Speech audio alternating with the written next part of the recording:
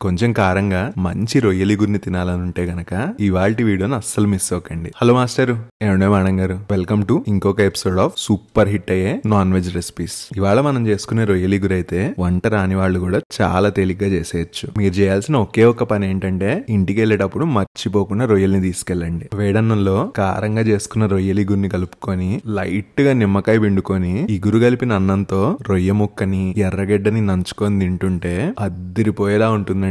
3 ఎర్రగడ్డల్ని ఎంత సన్నగా వీలైతే అంత సన్నగా, ఒకే ఒక టమాటోని చిన్న ముక్కలుగా, 5 నుండి 6 పచ్చిమిరపకాయల్ని చక్రాలుగా కోసుకొని పెట్టుకోండి. 1/2 కేజీ శుభ్రం చేసిన రొయ్యల్లోకి 3/4 టేబుల్ స్పూన్ ఉప్పు, 1.5 టేబుల్ స్పూన్ కారం, ఒక చిటికెడు పసుపుని, నిమ్మ చెక్కని పిండుకొని అన్ని కలిసేలాగా మంచిగా కలుపుకోండి. 1/2 కేజీ రొయ్యల్ని తీసుకుంటే అప్రాక్సిమేట్ గా 1/2 కేజీ శుభ్రం చేసిన రొయ్యలు వస్తాయి, గుర్తుంచుకోండి. బాణలి మంచి కాక మీదకి వచ్చిన తర్వాత 1/2 గంట నుండి అరగంట మ్యారినేట్ చేసుకున్న రొయ్యల్ని బాణల్లో వేసుకొని మంచిగా ఆయించుకోండి. రొయ్యల మీద మూత పెట్టి అవి పచ్చివాసన పోయి మంచిగా ఉడికేదాకా ఆయించుకోండి. రొయ్యల్ని మరీ నీళ్లన్నీ ఎగిరిపోయేదాకా ఆయించుకోకండి, రబ్బర్ ముక్కల్లా తయారవుతాయి, గుర్తుంచుకోండి. అదే బాణల్లో నూనె వేసుకొని తరిగి పెట్టుకున్న ఉల్లిపాయ ముక్కలు, పచ్చిమిరపకాయ ముక్కలు, కరివేపాకు, ఒక చిటికెడు ఉప్పు వేసుకొని ఉల్లిపాయలు మంచిగా వేగి లేత బంగారు వర్ణంలోకి మారేదాకా వేపుకోండి. మిగతా నాన్ వెజ్ కూరలతో పోలిస్తే రొయ్యలిగురు కొంచెం పుల్లగా ఉంటే బాగుంటుంది. ఆ చిరు పులుపు కోసం ఒక చిన్న టమాటోని వేస్తున్నాను. మీకు ఇష్టం లేకపోతే గనక స్కిప్ చేసేయండి. కూరలో టమాటో వేసుకుంటున్నట్టయితే గనక